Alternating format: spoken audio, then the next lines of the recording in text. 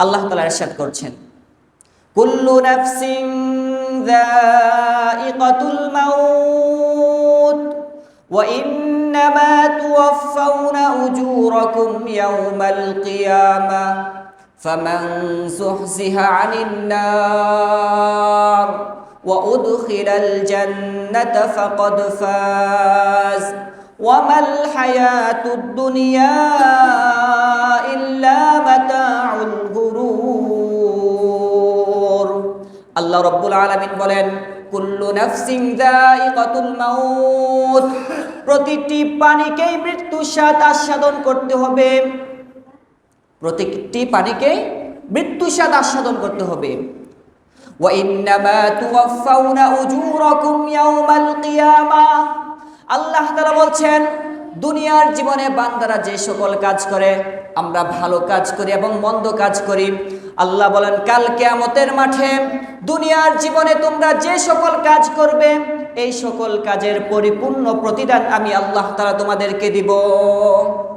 ফামান যুহজিহা আনিন নার, আল্লাহ তাআলা বলেন ওই প্রতিদানের সময় যদি তোমার ডান হাতে আমলনামা আসে, তোমাকে যদি জাহান্নাম থেকে রক্ষা করা হয়, ওয়া উদখিলাল জান্নাহ, এবং তোমাদেরকে যদি জান্নাতে প্রবেশ করানো হয়, ফাকাদ ফাজ, তাহলেই তোমরা সফল, তোমরা সাকসেস, তোমাদের কোনো টেনশন নেই, তোমরা চিরস্থায়ী আবাস জান্নাতে যাবে। আমাদের সবাইকেই মারা যেতে হবে, সবাইকেই মারা যেতে হবে।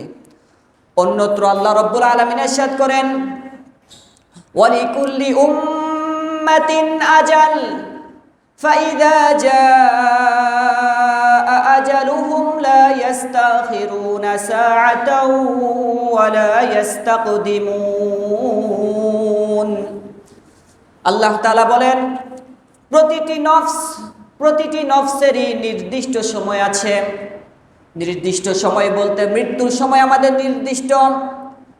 আল্লাহ তাআলা বলেন, মানুষের যখন নির্ধারিত সময় মৃত্যু চলে আসে, এই সময়টা 1 মিনিট আগেও করা হয় না, 1 মিনিট পিছনেও নেওয়া হয় না, ঠিক টাইমে তাকে দুনিয়া থেকে চলে যেতে হবে।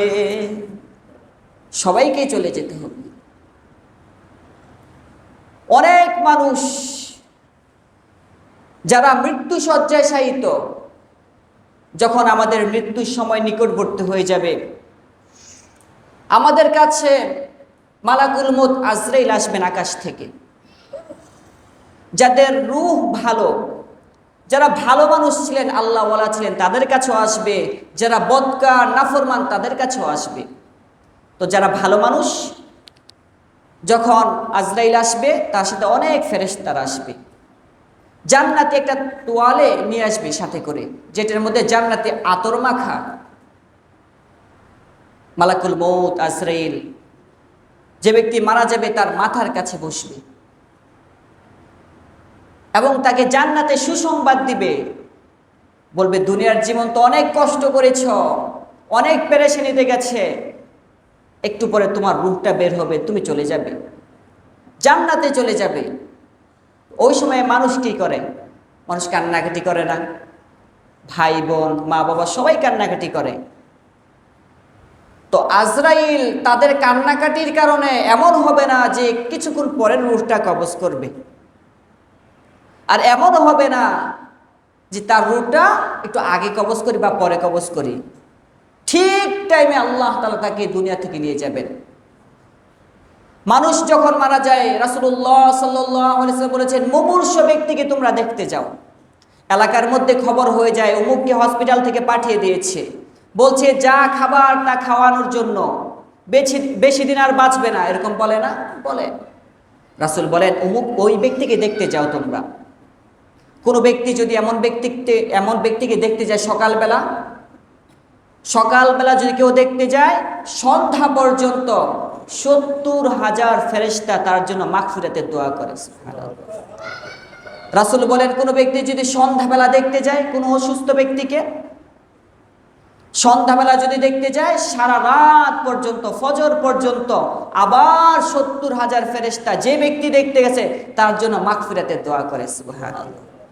এজন্য অসুস্থ ব্যক্তিদেরকে দেখতে যাবেন, আল্লাহ তৌফিক দান করুন। রাসূল বলেন, যখন দেখবে অসুস্থ ব্যক্তির শ্বাস নিঃশ্বাস বড় হয়ে যাচ্ছে, অসুস্থতা বেড়ে যাচ্ছে, মনে হয় একটু পরে মারা যাবে, তখন তোমরা তার পাশে বসে সূরা ইয়াসিন তেলাওয়াত করো। কারণ মুমূর্ষ ব্যক্তির পাশে বসে যদি সূরা ইয়াসিনের তেলাওয়াত করা হয়, আল্লাহ তাআলা তার মৃত্যুর যন্ত্রণাকে হালকা করে দেন। সুবহানাল্লাহ। মৃত্যুর যন্ত্রণা মারাত্মক কঠিন। ওই সময় তো আমরা কান্নাকাটি করি, ওই সময় তো আমরা হা হুতাশ করি, এগুলো করবেন না, সূরা ইয়াসিন তেলাওয়াত করবেন। রাসূল বলেন, যদি দেখো নাক দিয়েও শ্বাস বের হচ্ছে, মুখ দিয়েও বের হচ্ছে, মনে হয় যে কোনো সময় চলে যেতে পারে রূহটা, রাসূল বলেছেন লাকিনু মাউতাকুম লা ইলাহা ইল্লাল্লাহ, তখন তোমরা কালিমে তালকিন পেশ করো, তার কানের কাছে যে আস্তে আস্তে বলো লা ইলাহা ইল্লাল্লাহ, লা ইলাহা ইল্লাল্লাহু মুহাম্মাদুর রাসূলুল্লাহ, এভাবে তাকে তালকিন করো, তার কানের কাছে যে পড়ো। কারণ কি? অন্য হাদিসে রাসূল বলেন, মান কানা আখিরু কালামিহি লা ইলাহা ইল্লাল্লাহ দাখালাল জান্নাহ, যে ব্যক্তির শেষ কালিমা লা ইলাহা ইল্লাল্লাহ হবে, আল্লাহ রাব্বুল আলামিন তাকে জান্নাতের অধিবাসী বানিয়ে দিবেন। সুবহানাল্লাহ। এজন্য ওই সময় আমাদের কান্নাকাটি না করে কালিমা তালকিন করতে হবে। মানুষ যখন মারা যায় তখন তার নাকের এই অগ্রভাগটা ভেঙে যায়, অনেক সময় চোখ খোলা থাকে, কানের এই লতিগুলো ভেঙে যায়, চোয়ালটা লুজ হয়ে যায়। এজন্য রাসূল বলেন, মারা যাবার পরে তার চোখটা বন্ধ করে দাও, চোখটা বন্ধ করে দাও, সাথে সাথে বন্ধ করে দিতে হবে। যে সাথে সাথে বন্ধ না করেন, শক্ত হলে আর বন্ধ করতে পারবেন না। তার মুখটা যদি হা করে থাকে, এটা বন্ধ করে ধরে রাখেন কিছু সময়। অনেক সময় দেখেন ধরে রাখলেও লাগে না মুখ, তখন গামছা দিয়ে মাথা দিয়ে ভাবে বেঁধে দেন, কিছু সময় বাঁধা থাকলে মুখটা অটোমেটিক লেগে যাবে। হাত পাগুলো ছড়িয়ে ছিটিয়ে থাকে, আঙ্গুলগুলো খোলা থাকে, মিলিয়ে দিবেন, হাত পাগুলো একসাথে করে দিবেন মানুষ মারা যাবার পরে, এবং তার উপর সাদা একটা কাপড় দিয়ে দিবেন। এবং আমরা কি করি? মৃত ব্যক্তিকে গোসল করাই। রাসূল বলেন, কোনো ব্যক্তি যদি মৃত ব্যক্তিকে গোসল করায়, যে ব্যক্তি গোসল করাবে, আল্লাহ রাব্বুল আলামিন তার জীবনে ছোটখাটো গুনাহগুলো মাফ করে দেবে। সুবহানাল্লাহ। এবং কোনো ব্যক্তি ধরেন গোসল করানোর পরে তার শরীরের মধ্যে একটা দোষ দেখলো, মানুষের শরীরে দোষ থাকে না, বিভিন্ন দোষ থাকতে পারে, শরীরের মধ্যে একটা দোষ দেখলো, এই দোষটা কারো কাছে বলেনি, চায়ের দোকানে বলেনি, রাস্তাঘাটে বলেনি, কারো কাছে বলেনি, গোপন রেখেছে। মান গসালা মুসলিমান ফাকাতামাহু, গোসল দেওয়ার পরে মুসলমানকে দোষ দেখার পর এটা গোপন রেখেছে। গফারাল্লাহু লাহু 40 মাররা, রাসূল বলেন আল্লাহ রাব্বুল আলামিন এই গোপন রাখার কারণে আল্লাহ তাআলা তার জীবনের গুনাহ 40 বার ক্ষমা করে দিবেন। সুবহানাল্লাহ। কত লাভ! এজন্য গোসল দেওয়ার মধ্যে অনেক লাভ। মৃত ব্যক্তিকে আমরা গোসল দিব, একদম সহজ, শিখে নেবেন ইমাম সাহেবদের থেকে, বা যারা গোসল দেয় তাদের সাথে যাবেন, একদম সহজ। এরপরে কি হয়? অনেকে কবর খনন করতে যায় না? রাসূলুল্লাহ সাল্লাল্লাহু আলাইহি ওয়াসাল্লাম বলেন, মান হাফারা কবরান, কোন ব্যক্তি কবর খনন করতে গেল, একজন মারা গেছে একজন লোক, আপনি যে কবর খনন করলেন, বানাল্লাহু লাহু বাইতান ফিল জান্নাহ, আল্লাহ তাআলা এই কবর খনন করার কারণে আল্লাহ তাআলা আপনাকে জান্নাতে বাড়ি বানিয়ে দিবে। সুবহানাল্লাহ। আর মানুষ মারা যাওয়ার পর যদি আপনি তাকে কাফনের কাপড় দিবেন, আপনার বাড়ির কেউ মারা গেল, পাড়া প্রতিবেশী কেউ মারা গেল, কাফনের কাপড় আর কয় টাকা, কিনে দিবেন। রাসূল বলেন, কোনো ব্যক্তি যদি কোনো ব্যক্তিকে কাফনের কাপড় দেয়, এই কাফনের কাপড় দেওয়ার বদৌলতে আল্লাহ রাব্বুল আলামিন তাকে জান্নাতে রেশমি কাপড় পরাবেন। সুবহানাল্লাহ। কত লাভ! অল্প টাকা কাফনের কাপড় কিনে দিবেন। শুধু তাই না, রাসূল বলেন, কোনো ব্যক্তি যদি মারা যায়, তার লাশটা নিয়ে যেখানে জানাজা হবে ওই স্থানে যদি কেউ যায়, যাওয়ার পর যদি জানাজার নামাজ পড়ে এবং দাফন পর্যন্ত থাকে, দুইটা কাজ, জানাজার নামাজ পড়া এবং দাফন পর্যন্ত থাকা, এই দুইটা কাজ যদি কেউ করতে পারে আল্লাহ রব্বুল আলামিন তাকে কিরাতাইন, 2 কিরাত পরিমাণ নেকি দিবে। 2 কিরাত কি? এক কিরাত হলো যে আরব দেশে একটি পাহাড় আছে, উহুদ পাহাড়। যারা সৌদি আরব গেছেন তারা দেখেছেন উহুদ পাহাড়, বিশাল পাহাড়। কেউ যদি শুধু জানাজার নামাজ পড়ে, রাসূল বলেন তাকে 1 উহুদ পাহাড় পরিমাণ নেকি তার আমলনামে আল্লাহ তাআলা দিয়ে দিবেন।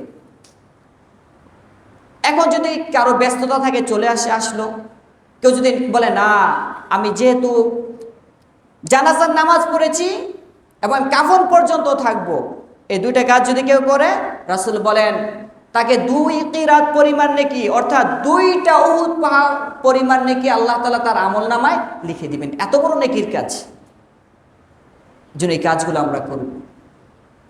মানুষ যখন মারা যায়, তার রূহটা যখন বের হয়ে যায়, তখন ফেরেশতারা তার রূহটাকে জান্নাতি তোয়ালের মধ্যে করে আকাশের উপরে নিয়ে যায়।